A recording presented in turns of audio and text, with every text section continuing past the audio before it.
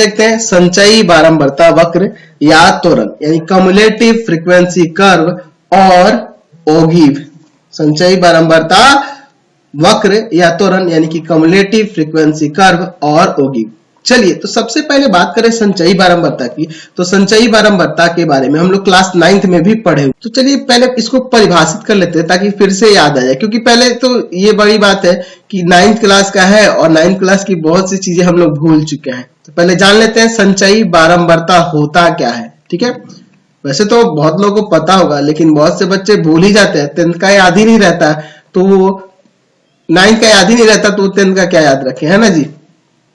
9th 10th किसी का भी सही से नहीं याद रहता है, जो चैप्टर चलता है बस वही याद रहता है, पीछे का सब भूल जाते हैं। तो भाई ये तो 9th की बात है, तो इसको देख लेते हैं। कम्युलेटिव फ्रीक्वेंसी, कम्युलेटिव फ्रीक्वेंसी से कहा जाता है संचयी बारंबारता।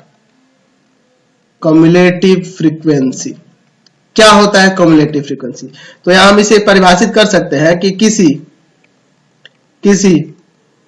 वर्ग की बारंबारता, किसी वर्ग की बारंबारता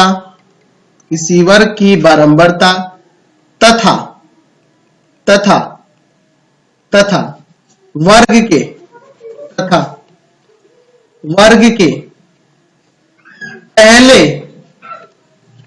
के पहले सभी वर्गों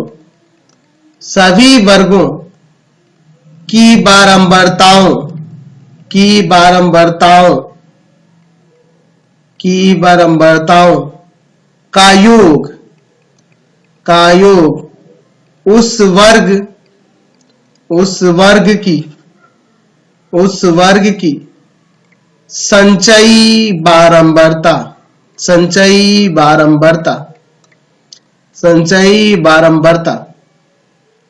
कहलाती है।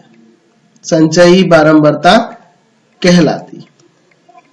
तो इसको थोड़ा सा हम लोग समझ लेते हैं। यहां पर इस तरह से मैं यहां पर कुछ वर्ग ले लेता हूं, वर्ग अंतराल लिख देता हूं। ठीक है, वर्ग अंतराल लिख देता हूं और यहां पर लिख देता हूं उसकी बारंबारता। ठीक है, चलिए इसको समझ लेते हैं एग्जांपल से। 0 से 10, 10 से 20, 20 से 30, 30 से 40 और यहां पे इनकी बारंबारता लिख देता हूं 2, 5, 7, 1। अब बात करना है कि संचयी बारंबारता होता क्या है। संचयी बारंबारता क्या होता है, तो मैंने यहां पे लिखा हुआ है, थोड़ा परिभाषा को पढ़ लिया जाए। किसी वर्ग की बारंबारता और तथा वर्ग के पहले सभी वर्गों की बारंबारताओं का योग उस वर्ग की संचयी बारंबारता कहलाती है। अगर मैं बात करूं इस वर्ग की संचयी बारंबारता क्या होगी, तो इस वर्ग की बारंबारता क्या है? 2 है और इसके पहले कोई वर्ग हो तो उनकी बारंबारताओं का योग। इसके पहले कोई वर्ग ही नहीं है, इसके पहले कोई वर्ग है जी नहीं है, यार 0 से 10 से ही शुरू हो रहा है, इसके पहले तो कोई वर्ग है नहीं, तो इसी की जो बारंबारता होगी इसकी संचयी बारंबारता कहलाएगी। अगर मैं बात करूं 10 से 20 की संचयी बारंबारता क्या होगी, तो इस वर्ग की बारंबारता और इसके पहले वर्ग के सभी है ना उन सबका योग। तो इसके पहले वाला वर्ग क्या है? 0 से 10 और इसकी बारंबारता 2 है, तो 5 और 2 7 हो जाएगा। अगर मैं 20 से 30 की संचयी बारंबारता की बात करूं तो इसकी बारंबारता और इसके पहले वाले जितने भी वर्ग हैं उनकी बारंबारताओं का योग, समझ गए ना। तो 5 2 7 और 7 14 हो जाएगा, समझे ना। 30 से 40 की संचयी बारंबारता की बात करें तो इसकी बारंबारता और इसके पहले वाले वर्गों की सबकी बारंबारताओं का योग, यानी इन सबको जोड़ लेंगे तो कितना हो जाएगा आपका? 15 आ जाएगा जोड़ने पे ना जी। ठीक है, 15 आ जाएगा, 15। समझ गए। तो इसी तरह से हम लोग संचयी बारंबारता ज्ञात करना है, समझ गए। मतलब पहले ये हो जाएगा, फिर इन दोनों को जोड़कर, फिर तीनों को जोड़कर, फिर चारों को जोड़कर, ऐसे हम लोग यहाँ पे लिखते जाएंगे। समझ गए ना। पहले देखिए इसका निकालने का तरीका ये हो गया। अब इन दोनों को जोड़ देंगे, 7 आ गया। अब 7 और 7 को जोड़ देंगे, 14 आ गया। 14 1 15। तो आपको संचयी बारंबारता क्लियर होगी कि जिसकी संचयी बारंबारता निकालनी हो, है ना, जिस वर्ग की संचयी बारंबारता निकालनी हो उसकी बारंबारता और उसके ऊपर जितने भी वर्ग होंगे, उसके पहले जितने भी वर्ग होंगे, उन सबकी बारंबारताओं का योग क्या कहलाता है? आपकी संचयी बारंबारता कहलाता है। तो इन्हीं संचयी बारंबारताओं द्वारा जो हमारा वक्र बनेगा, जो हमारा कर्व बनेगा, उसी को हम लोग संचयी बारंबारता वक्र या त्वरण कहते हैं। समझ गए। तो यहां से हमें ये पता चल गया कि संचयी बारंबारता वक्र या त्वरण की बात करें तो यहां कह सकते हैं कि यह संचयी बारंबारता वितरण का आलेखीय प्रदर्शन है।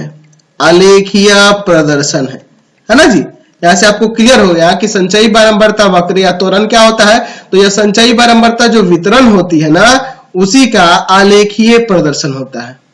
समझ गए? उसका आलेखीय प्रदर्शन जो होता है वही आपका संचयी बारंबारता वक्र या त्वरण कहलाता है। तो इसे हम लोग दो प्रकार से खींचेंगे। संचयी बारंबारता वक्र या त्वरण की बात करें तो ये दो प्रकार से होता है। पहला होता है से कम प्रकार का त्वरण, ठीक है। और दूसरा से अधिक प्रकार का त्वरण। दूसरा क्या होता है? से अधिक प्रकार का त्वरण। तो ये दो प्रकार के त्वरण है, से कम प्रकार के और से अधिक प्रकार के। अब एक एक करके देखते हैं कि से कम प्रकार के त्वरण कैसे खींचा जाता है और से अधिक प्रकार का त्वरण कैसे खींचा जाता है। चलिए तो देखते हैं से कम प्रकार का। पहले देखते हैं से कम प्रकार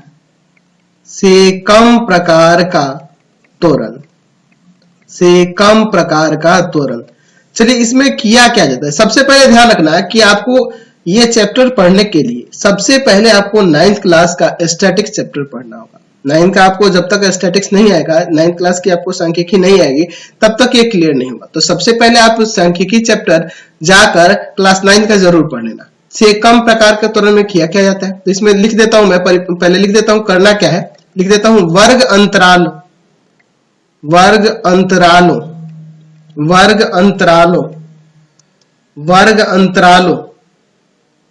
की ऊपरी सीमा। अब देखो यहाँ पे वर्ग अंतराल की ऊपरी सीमा होती क्या है, पहले आपको ये पता नहीं चलता। तो वर्ग अंतराल क्या होता है, ऊपरी सीमा क्या होती है, तो ये सारी चीजें मैंने क्लास 9th में आपको पढ़ा रखी है। तो इसीलिए मैंने कहा कि सबसे पहले आपको क्लास 9th का स्टैटिक्स चैप्टर आना चाहिए, तभी आपका यह कंसेप्ट क्लियर होगा। ठीक है। तो यहां मैं परिभाषित कर रहा हूं इसे कि से कम प्रकार के त्वरण में करना क्या है। वर्ग अंतराल की ऊपरी सीमा को एक्स अक्ष पर और संगत संचयी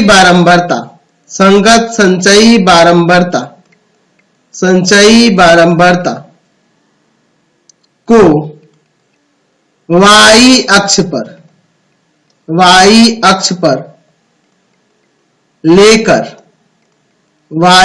पर लेकर बिंदुओं को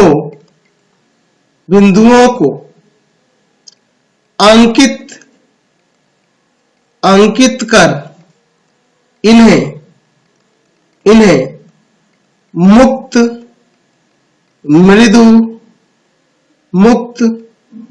मृदु हस्तरेखा से मिलाने पर प्राप्त त्वरण से कम प्रकार का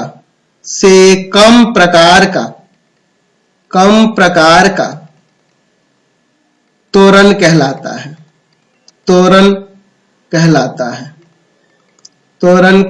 है। ठीक है। चलिए ये कैसे खींचा जाता है इसको हम लोग एक एग्जाम्पल द्वारा समझते हैं। एक एग्जाम्पल मैं यहाँ पे ले लेता हूं और फिर हम लोग उसे देखेंगे कैसे उसे हम लोग से कम प्रकार का त्वरण खींचेंगे। ठीक है। मैं यहाँ पे एक क्वेश्चन ले लेता हूं। यहाँ पे एक क्वेश्चन हो गया, यहाँ पे मैं एक क्वेश्चन ले लेता हूं। ठीक है। और उसके बाद हम लोग बात करेंगे कि उसका कैसे खींचा जाएगा से कम प्रकार का त्वरण। ठीक है। चलिए यहां पे लिख लेता हूं वर्ग अंतराल और यहां पे लिख लेता हूं उसकी बारंबारता। ठीक है, बारंबारता। चलिए लिखते हैं, यहां लेते हैं हम लोग 10 से 20, 20 से 30। आप 0 से 10 भी लिख सकते हैं, मान लो ये क्वेश्चन है, ठीक है, ये हमारे पास प्रश्न दिया है, कुछ भी हो सकता है। और फिर 30 से 40, 40 से 50 और 50 से 60। और इनकी बारंबारताएं दी हुई है 5, 12, 8, 15, 10। ठीक है, यह आपके पास क्वेश्चन दिया गया है।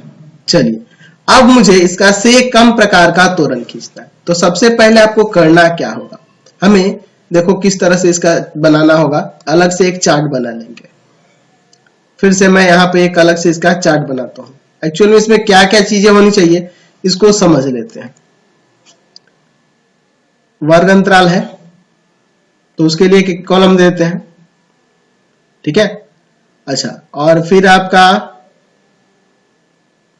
इसमें हमें क्या खींचना होगा, बारंबारता तो दर्शानी होगी, और फिर एक संचयी बारंबारता निकालेंगे। तो चलिए ना, इसके लिए एक और कॉलम हम लोग बढ़ा लेते हैं, थोड़ा बड़ा बड़ा लिखते हैं, ठीक है। चलिए थोड़ा बड़ा कर लेते हैं इसको। चलिए अब इसके बाद इसमें हम लोग देखते हैं,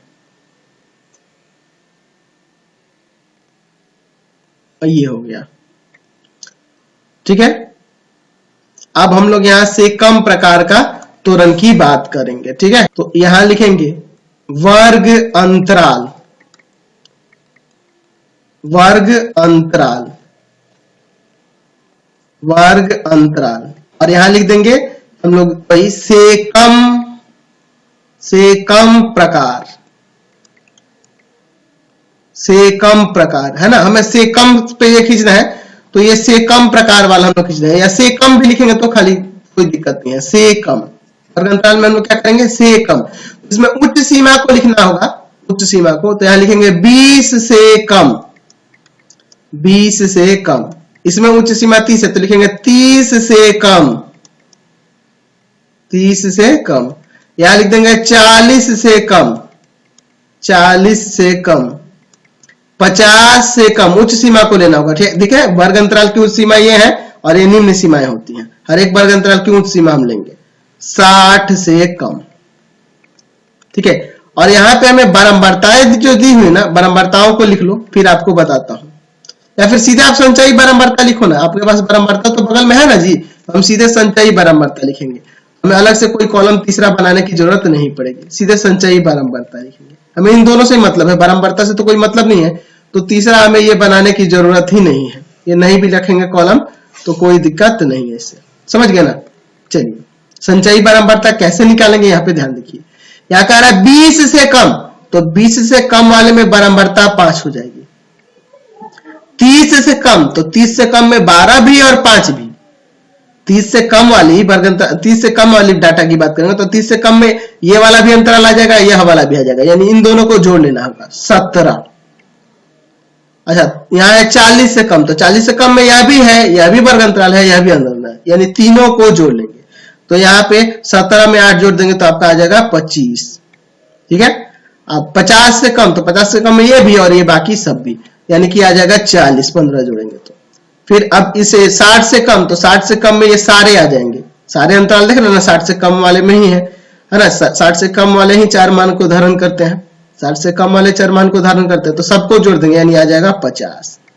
ये हो गई आपकी संचयी बारंबारता और इसकी उच्च सीमा। तो हमें देखा है ना यहाँ पे, इससे कम प्रकार के त्वरण में वर्ग अंतराल की ऊपरी सीमा को x अक्ष पे दर्शाते हैं, इन सब ऊपरी सीमा को x अक्ष पे दर्शाएंगे, और उसकी संगत बारंबारता को, संचयी बारंबारता को, उनको संगत संचयी बारंबारता को y अक्ष पर लेकर बिंदुओं से अंकित कर इन्हें मुक्त मृदु हस्त रेखा से मिलाने पर प्राप्त त्वरण को हम लोग से कम प्रकार का त्वरण कहते हैं। तो चलिए अब इसके लिए यहाँ पे मैं एक आलेख ले लेता हूं।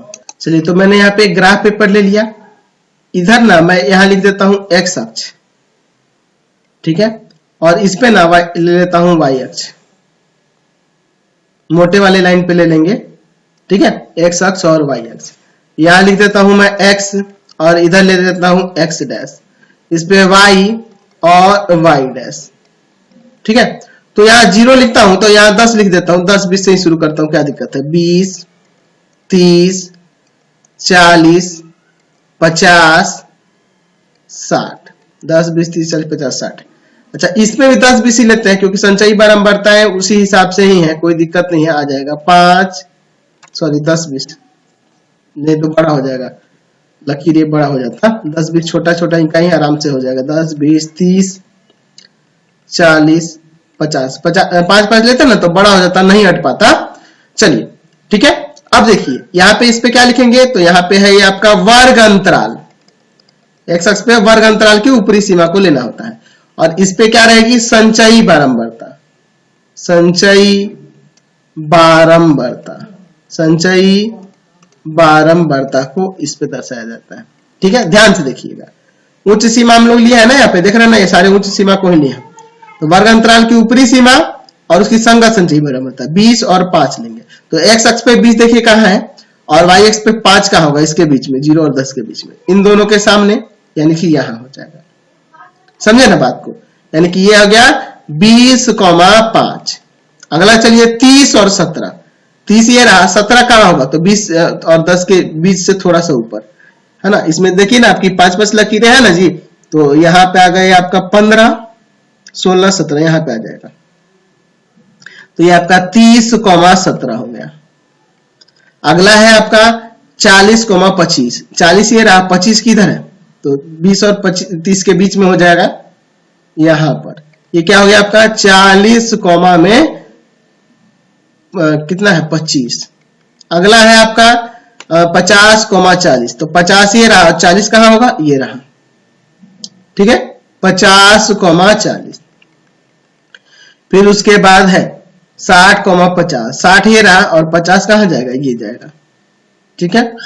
चलिए 60,50, तो देखे ना हमने क्या किया, हर एक वर्ग अंतराल की ऊपरी सीमा ली एक्स अक्ष पे और उसकी संगत संचयी बारंबारता को वाई अक्ष पे लेकर हमने क्या किया उसके बाद, तो इन सभी बिंदुओं को मुक्त मृदु हस्तरेखा, मुक्त मृदु हस्तरेखा कैसी रेखा होती है, मैं दो लगातार बिंदुओं को एक दूसरे से स्वतंत्र रूप से मिलाऊंगा इस तरह से, फिर इन दोनों बिंदुओं को मिलाऊंगा, फिर इन दोनों बिंदुओं को मिलाऊंगा, फिर इन दोनों बिंदुओं को मिलाऊंगा, तो ये जो रेखा खींचने का जो तरीका है ना, ये मुक्त मृदु हस्त रेखा कहलाती है।